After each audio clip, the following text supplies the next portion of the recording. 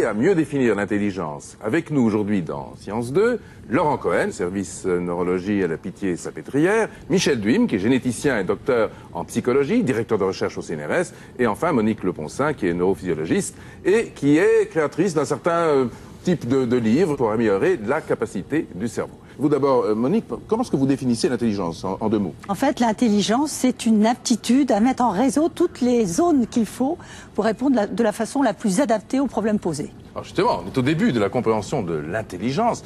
Comment est-ce que, effectivement, on peut aujourd'hui l'associer au cerveau? Comment est-ce qu'on peut effectivement dire il y a des zones qui correspondent à tel type d'attitude, etc. Le cerveau est fait de plein de petites machines spécialisées et agencées ensemble et communiquant entre elles. Et il n'y a pas une de ces petites machines dont on peut dire c'est la machine de l'intelligence. C'est vrai que l'intelligence est un petit peu la capacité à s'adapter à des situations nouvelles en créant des associations nouvelles entre toutes ces petites machines. Et pour cette espèce de rôle de chef d'orchestre, eh bien, les régions préfrontales, ce qui est dans l'avant du cerveau, ce qui est juste derrière le front et qui est spécialement développé chez l'homme, joue un rôle important. Ce qui est vrai, c'est que des différences dans les capacités d'un individu à l'autre peuvent avoir des corrélations très subtiles avec l'anatomie du cerveau. Et ça a été, par exemple, montré chez les chauffeurs de taxi. On a pris un groupe de 16 chauffeurs de taxi londoniens, et puis un groupe de 16 londoniens qui n'étaient pas chauffeurs de taxi. On a fait de l'IRM de leur cerveau, dans un groupe, dans l'autre groupe.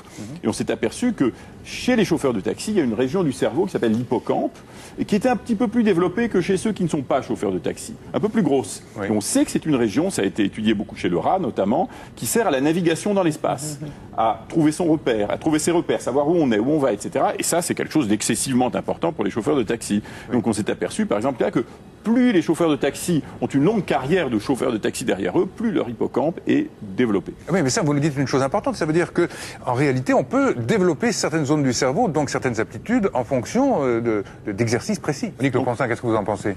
Mais on a trouvé exactement la même chose aussi chez certains pianistes, où ces virtuoses, effectivement, ont certaines zones de leur cerveau qui, on a l'impression qu'elles sont hypertrophiées. En fait, il y a beaucoup plus de neurones, effectivement, qui sont recrutés dans cette fonction, qui est la fonction de pianoter sur un clavier. Ça veut dire que le cerveau est un organe évolutif et qu'on peut le transformer tout au long de sa vie? Ça veut dire que nous avons un potentiel extraordinaire, mais est-ce que nous l'utilisons complètement comme nous pourrions le faire? C'est ça la grande question. Justement, on a vu tout à l'heure dans notre sujet un calculateur prodige, donc Alexis Lemaire. Alors justement, Laurent Cohen, qu'est-ce que vous pensez effectivement de ce type de disponibilité au calcul? Les calculateurs prodiges, eh bien, c'est à 99% le fruit d'un entraînement immense. Pendant de longues années, pendant des heures tous les jours, ils s'entraînent. Et notamment, comme dans le cas d'Alexis Lemaire, ils apprennent par cœur. Vous connaissez la table de multiplication jusqu'à 9 x 9. Si vous connaissez la table de multiplication jusqu'à 20 x 20, ça ira beaucoup plus vite pour vous de faire des calculs compliqués. Donc ça, c'est l'essentiel du truc. Et c'est vrai que peut-être que des gens qui ont des difficultés dans les relations sociales, qui pour une raison ou pour une autre n'ont pas tellement d'autres activités, eh bien, eux vont passer peut-être plus facilement 5 heures tous les jours à faire des calculs et à s'entraîner. Par ailleurs, il y a une certaine inégalité à l'intérieur des gens bien portants. Les gens ont un peu une meilleure mémoire, un peu une moins bonne mémoire, là aussi avec une prédisposition génétique. C'est la fameuse bosse des maths, en fait, est-ce qu'elle existe ou pas? Oui, alors la bosse des maths, voilà, c'est-à-dire que on a une certaine prédisposition éventuellement. On parle de prédisposition, mais pourquoi pas des prédispositions génétiques, Michel Duim? Qu'est-ce que dit le généticien? Mais ce qu'on sait le mieux, c'est l'influence de l'environnement sur ses performances intellectuelles. Davantage que les filières génétiques. Et ce qu'on sait, par exemple, si vous comparez des enfants qui ont vécu dans des milieux très défavorisés, avec peu d'accès à des stimulations langagières, des stimulations de jeu, etc., ils vont avoir des performances intellectuelles faibles, alors que ceux qui se trouvent dans des milieux à stimulation élevée vont avoir des performances intellectuelles plus élevées. Plus élevées, c'est important, parce que c'est des facteurs qui, contrairement aux facteurs génétiques, on peut agir dessus. Voilà, tout à fait.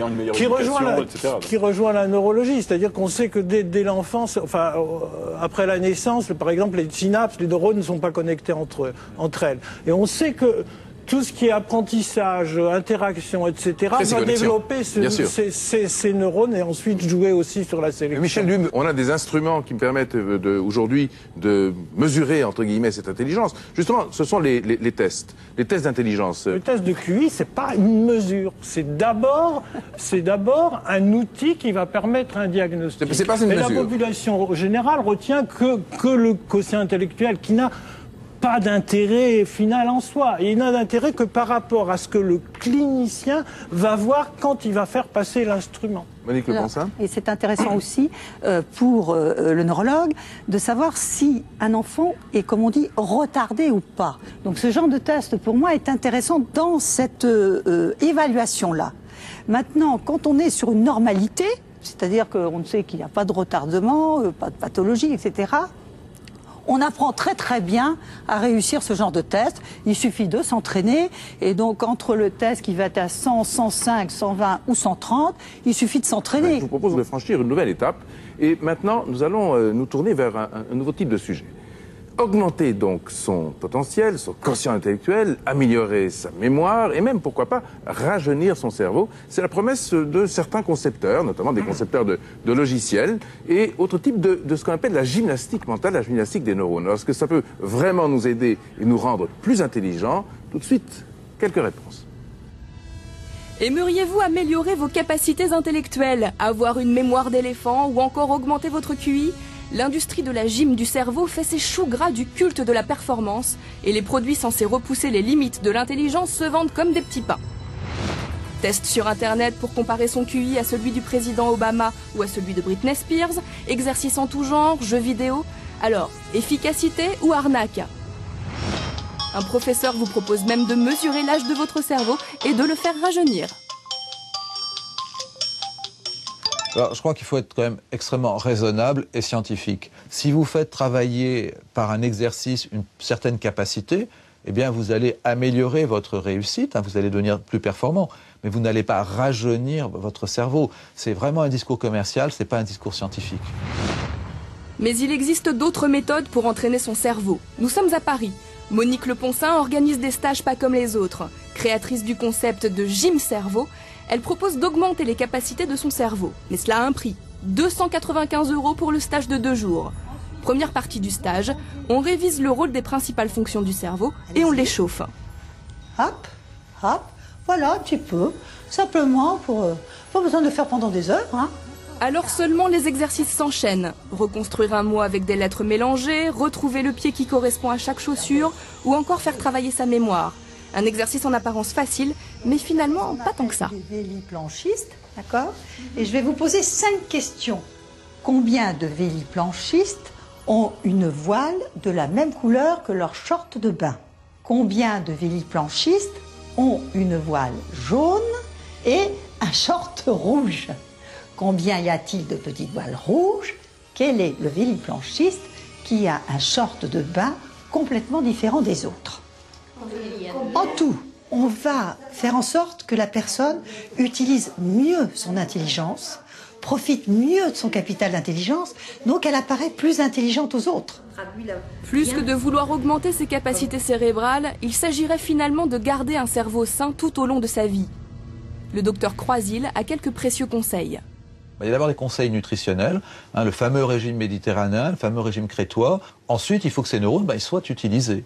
Donc l'autre conseil que l'on donne, c'est d'avoir des activités de loisirs ou des activités professionnelles qui font travailler votre cerveau et le plus longtemps possible, même à 80 ans, c'est utile. Alors, Monique Leponsin, on vient de le voir, vous dirigez donc avec succès donc un centre d'entraînement cérébral. Mais est-ce que vous obtenez vraiment des résultats?